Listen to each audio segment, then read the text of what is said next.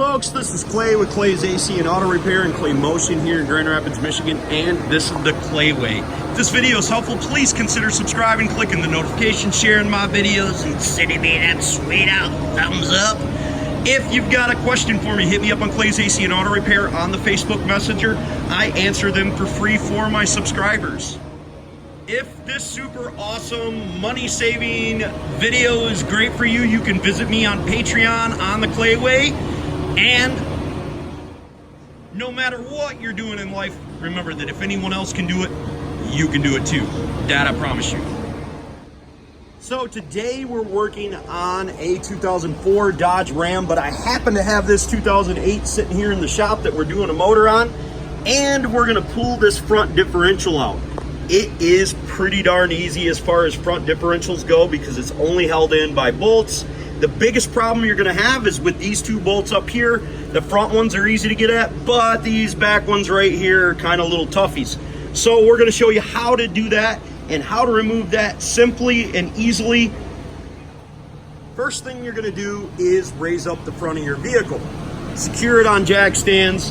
Then we're gonna take some penetrant and we're gonna start spraying it on these bolts that I'm gonna show you. Okay, I've changed dozens of these and I've sprayed penetrant right here on the bolts holding the drive shaft. I've got penetrant up there on the bolts holding part of the front differential. And moving around the differential and spraying up there where that socket is at. I sprayed penetrant there as well. Now moving from over there to over there, I'll spray penetrant on them two nuts right there. Then moving from the back side of the differential, I'll come up here and on the two nuts where my wrenches are, I will spray penetrant on them as well. Now taking a 15 millimeter right over here and an 18 millimeter right over here, we are going to loosen up this nut and bolt and remove it from down by the motor mount.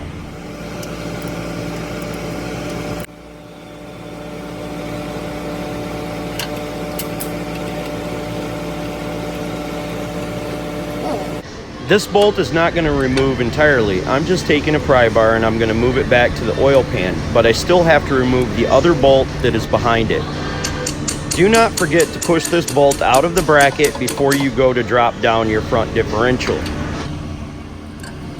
Making sure that our bolt will move back and forth freely, we're going to take a 15 millimeter wrench and we're going to stick it on the back side of our other bolt that is on the top of the carrier assembly for the front differential.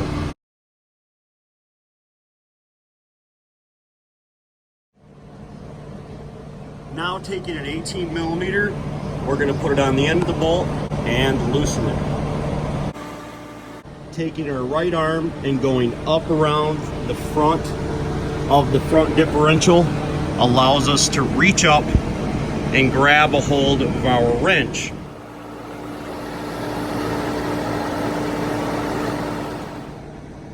Best case scenario, our wrench will wedge up against something so we're able to loosen our bolt easily. I'm taking these bolts out first because they will be the most difficult to get to.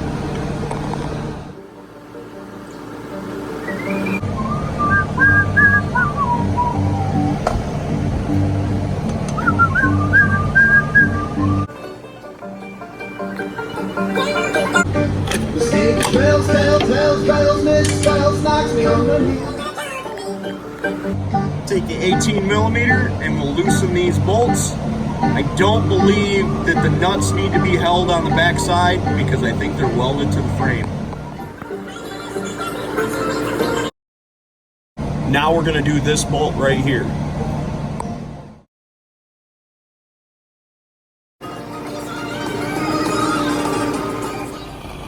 I am taking my torches and heating mine up because these bolts are ridiculously hard to get out, even with my long ratchet.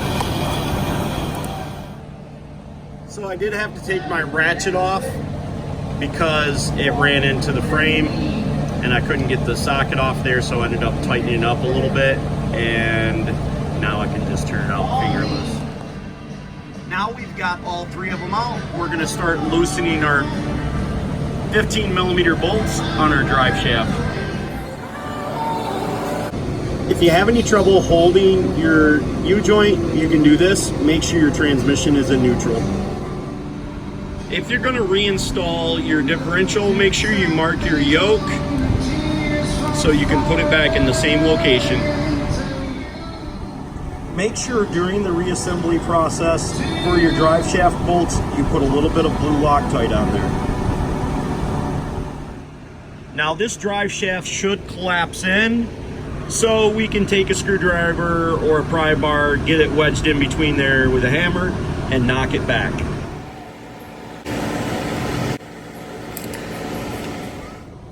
Now taking an 18mm on this side and a 15mm on this side, we're going to remove the nuts and the bolts that are securing our front differential to the truck. Before we remove the last nut and bolt, we need to secure the front differential with the jack. It will not fall out because the axles are still attached into it, but it will drop down. We also need to make sure that both of our top bolts are pulled backwards out of the collar because they will not come out.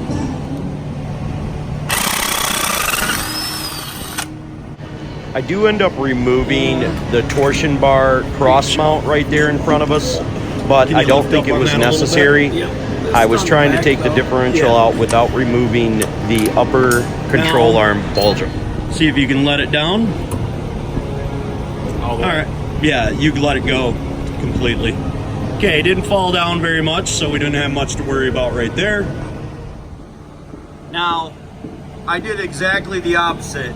I did not take out both of my bolts. I told you to, but I didn't, so it didn't drop down all the way.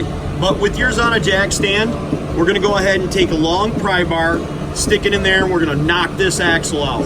The thought is that if we pivot this up and pivot this down, we can get the axles out. I've done this about a dozen times, and I don't know how to describe it.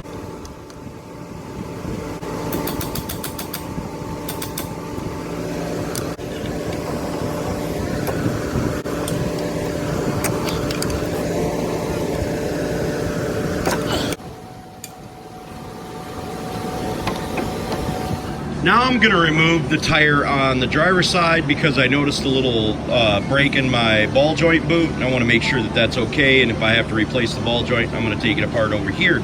It's not necessary to do the driver's side or the passenger side. I don't really think it's going to make a difference, but we need to remove the axle. We're going to take the 7/8 or 22mm lug nuts off. Neither one of them fit worth the crap because Chrysler often uses these cruddy covers for their lug nuts. I do, however, recommend you pull the socket off before the lug nut is totally removed so it's easier to get it out of the socket. If the socket becomes stuck on the lug nut, I do not recommend you loosen the lug nut with an extension, but taking an extension after the lug nut is loosened and wiggling it up and down will allow you to back the socket off of the lug nut. Not putting the socket all the way on the lug nut causes the cap to compress in the center, making it even more difficult to get the socket off eventually. Like I said, not having the socket all the way on there will damage the cap. The rest of them are not damaged because I put the socket on completely.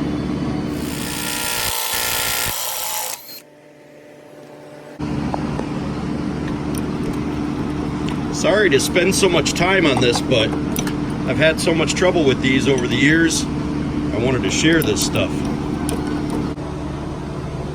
Now we are going to take and remove the cotter pin on the upper ball joint control arm.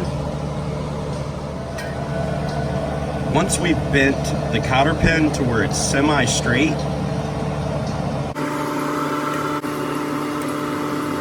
we can take a pair of wire cutters, grab onto the tip, not to cut it, and use the wire cutters as a pry device to pull out the cotter pin. Taking the tip, moving the arm up, Going down, grabbing a little bit more. We will successfully get the cotter pin out pretty easy, unless it breaks.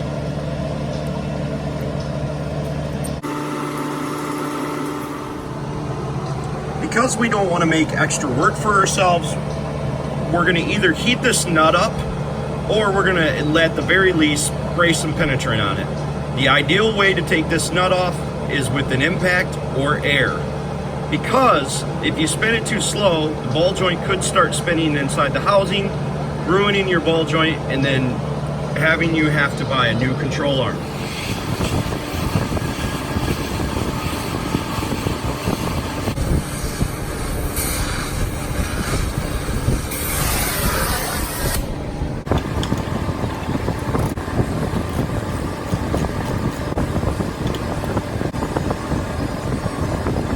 Now that we've got our nut off without damaging the ball joint, we want to make sure that we get the ball joint out without damaging it as well. So what we're going to do is we're going to take a big sledgehammer and we're going to hit in this location here or this location here. That will send energy through the metal, allowing the ball joint to come out easily. Generally, when I do this on tie rod ends, that means I never strike this and I never strike this unless I just miss. I will take one arm and I will hold up on this, just applying pressure, not pulling. It's not necessary to pull because the shock waves will take the ball joint out of there and we won't have to replace it.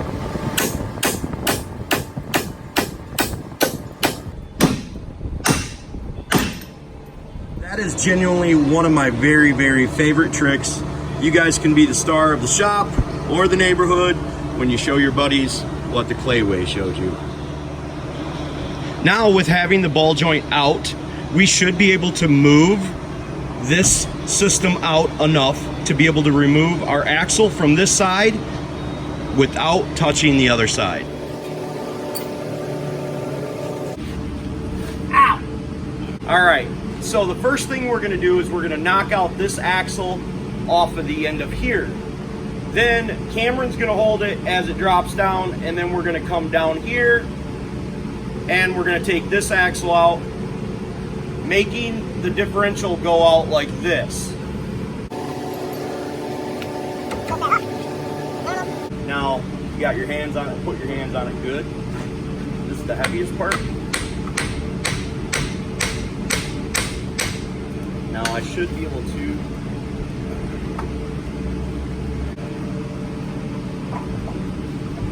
there she's out. Now we'll drop this end down, the driver's side in,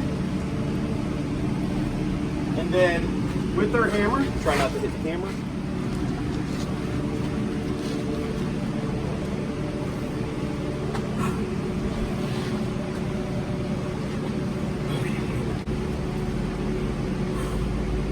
Okay, now we're going to take a hammer and we're going to knock the axle out of here, which is going to drop the differential down like this.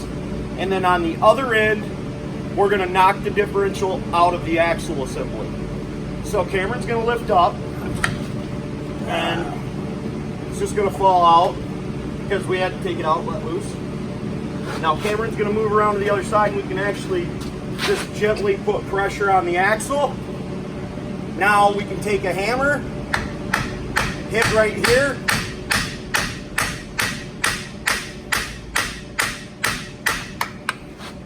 and she's out. So the differential's all out. Hopefully you guys found the video to be helpful, informative. We actually had to put this differential back up in there to be able to shoot video of us taking it out. So when I took out this end right here the first time, I had to hammer it about the same way that I had to hammer the other end right here. But we got her out. We can see that this axle was not set inside its cup the way it was supposed to be because of actually right here the ring had slipped down. Somebody installed the axle incorrectly, therefore ruining the front differential. Whenever you're working on anything, not only find the problem obviously and fix it, figure out why it was a problem, or at least figure out something logical.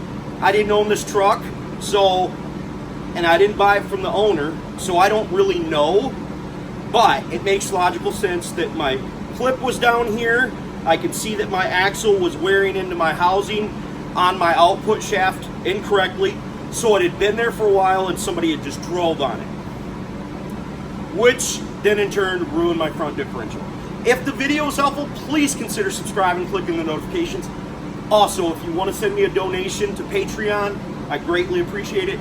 I make these videos for you guys because I absolutely love sharing my knowledge, but I'm doing this a little bit more full time now, so money's not quite that good and it's not that strong, but whatever. I'm absolutely happy to help you. If you got a question for me and you're a subscriber, reach out to me on Clay's AC and Auto Repair on the Facebook Messenger. I'll happily try to answer them absolutely for free for you folks. Remember, don't be the next to them, be the first of you, and if anyone else can do it, I promise you, you can do it too. God bless, have the best of days. This is the Clay Way.